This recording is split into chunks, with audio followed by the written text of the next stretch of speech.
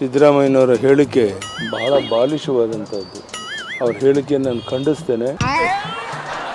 ಸನ್ಮಾನ್ಯ ಸಿದ್ದರಾಮಯ್ಯನವರು ಪಾಕಿಸ್ತಾನದ ವಿರುದ್ಧ ಯುದ್ಧ ಮಾಡಬಾರ್ದು, ಈ ದೃಷ್ಟಿಕೋನ ಏನಿದೆ ಸಿದ್ದರಾಮಯ್ಯನವ್ರದ್ದು, ಇದು ಖಂಡಿತ ಸರಿಯಲ್ಲ, ಅಕ್ಷಮ್ಯ ಅಪರಾಧ.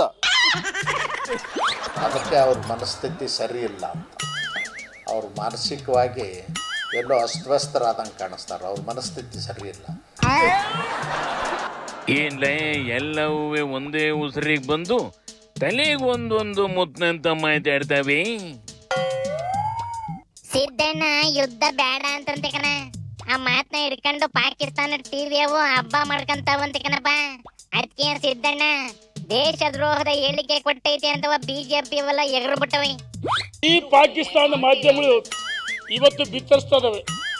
ಅಂದ್ರೆ ಪಾಕಿಸ್ತಾನದ ಮಾಧ್ಯಮಗಳು ಸಿದ್ದರಾಮಯ್ಯನವರ ಹೇಳಿಕೆಯನ್ನ ವೈಭವೀಕರಿಸ್ತದೆ.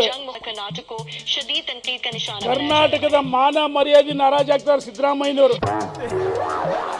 ಸಾಕ್ಷಾತ್ ರೇಣುಕಾಚಾರ್ಯನೇ ಮುಂದೆ ನಿಂತ್ಕೊಂಡು ಬೈತೈತಿ ಅಂದ್ರಿ ಸಿದ್ದಣ್ಣ ಯಾವುದೋ ದೊಡ್ಡ ತಪ್ಪನೆ ಮಾಡಿರ್ಬೇಕು ಕಣ್ಲೆ. ಕರ್ಲೆ ಇಲ್ಲಿ ಸಿದ್ದಣ್ಣನ ಯಾಕೆ ಹಂಗ ಮಾಡ್ತು ಕೇಳ್ಕೇಳ.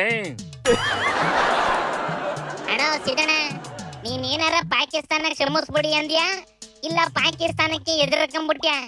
ಯುದ್ಧ ಯಾಕಣ್ಣ ಬೇಡ ಅಂದೆ? ಯುದ್ಧ ಯಾಕಪ್ಪ ಮಾಡಬಾರ್ದು? ಈಗ 26 ಜನ ಸತ್ತೋಗಿದ್ದಾರೆ. ಶಾಂತಿ ಇರಬೇಕು, ಜನರಿಗೆ ಭದ್ರತೆ ಇರಬೇಕು.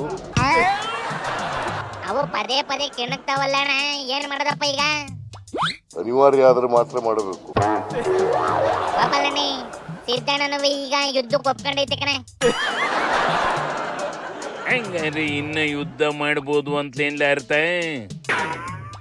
ಏಥು ಸಿದ್ದಣ್ಣ ಯುದ್ಧ ಮಾಡಿ ಅಂದೇಟಿಗೆ ಯುದ್ಧ ಶುರುವಾಗ್ತದಲ್ಲ ಅಣ್ಣ.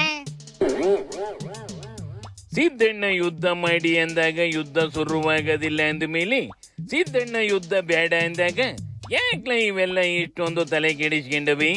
ಸೀದಾ ಡೆಲ್ಲಿಗೆ ಹೋಗಿ ಕುಂತ್ಕೊಂಡು ಇವುಗಳ ಹೈಕಮಾಂಡ್ ನಿಂತವ ಕೇಳ ಏನಂತ ಕೇಳಬೇಕಣ್ಣ? ಮೋದಿ ಸಾಹೇಬ್ರಿ ಶಣ್ಣರಿ ಯುದ್ಧ ಶುರು ಮಾಡಿ ಯಾಕೆ ಸುಮ್ಕೆ ಇದ್ದೀರಿ ಅಂತ ಕೇಳ. ಪಾಪ ಇವಕ್ಕೆ ಅಲ್ಲಿ ಹೋಗಿ ನಿಂತ್ಕೊಂಡು ಮಾತಾಡಕ್ಕೆ ಒದ್ದೆ ಆಗೋಯ್ತದೆ ಕಲ್ಲಣ್ಣ. ಸುಮ್ಕೆ ಇಲ್ಲೇನೋ ಬಿಲ್ಡಪ್ ತಗೊಂಡು ಓಡಾಡ್ತವೆ ಅಂದ್ರೆ ನೀನು ಹುಲಿ ಬೋನ್ಗೆ ಬುಡಾಕೊಂಡಿದ್ಯಲ್ಲ ಹೇಳು.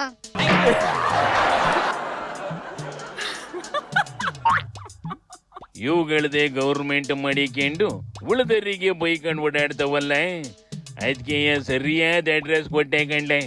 ಆ ಅಡ್ರೆಸ್ಸಿಗೆ ಪ್ರಶ್ನೆ ಕೇಳಿದ್ರಿ ಇವಕ್ಕೆ ಸರಿಯಾದ ಉತ್ತರ ಸಿಗ್ತದೆ. ಆದ್ರೆ ಇವು ಕೇಳೋದಿಲ್ಲ, ಕೇಳಿದ್ರು ಅವು ಉತ್ತರ ಕೊಡೋದಿಲ್ಲ. ಅಲ್ಲಿಗೆ ಚಾಪ್ಟರ್ ಕ್ಲೋಸ್ ಕನ್ನಡ್ಲ. ಶಿವನಿ ಶಂಭುಲಿಂಗ.